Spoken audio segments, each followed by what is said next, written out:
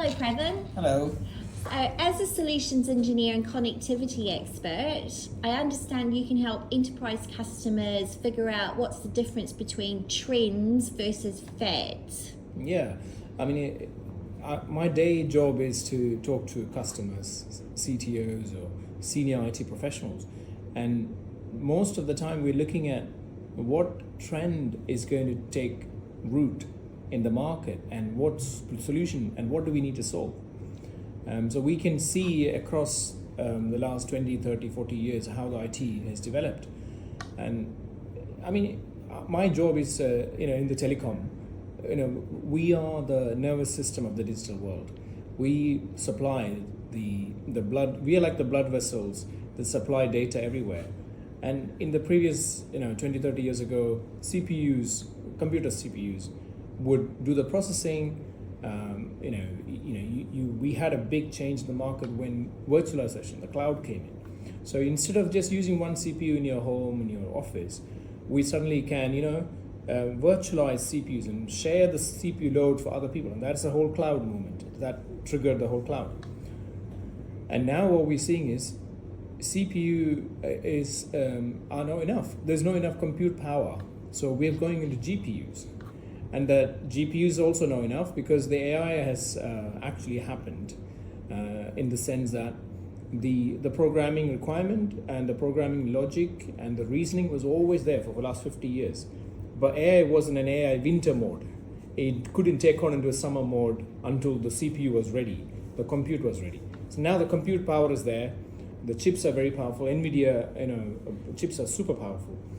And so everything is kind of coming together in the last 5 years, and that really kicked off into this watershed movement where we don't know how scary it can get, how great it can get, and we are in this amazing time where we know it's going to change everybody's life.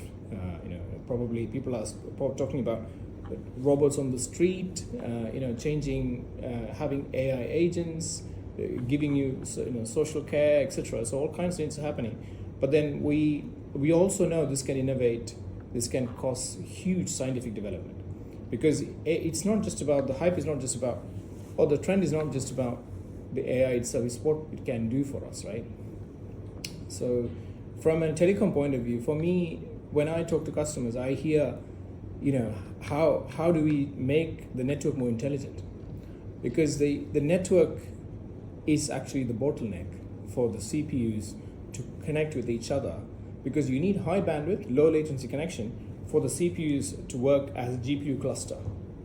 And if you don't have that intelligent, robust network, you are not as efficient as you can get. So just like your body, your nervous system needs to be totally connected. So it takes a while for a pain in the finger to get to the brain, right? So the same way, your whole network has to be really low latency, highly interconnected, high bandwidth, and almost like it's come to the conclusion that Ethernet is a champion. Ethernet is a winner because you don't need to go to IP level. You're not at the dark fiber level. Ethernet seems to be the kind of the winner solution where you have very high bandwidths, even up to 400 gig, and that capacity with huge backbone connections gives you that huge GPU loads. That I'm sure everybody's hearing the amount of billions of money being invested into the data centers. We have Starlink connection going into the outer space and Stargate. I think there's a project in the US. There's like Sam Altman and of course the government, the US supporting to create like huge amount of data centers, and billions are going in, supported by the Chinese. So the thing is, the stakes are very high this time, and as you know, we are all like feeling like a watershed movement. I mean, it is actually coming together of all these factors that creates this movement, and our customers are very keen to buy very high bandwidth, and that's good news for me because it keeps me excited, and it's not just something that we just see or read in the newspaper.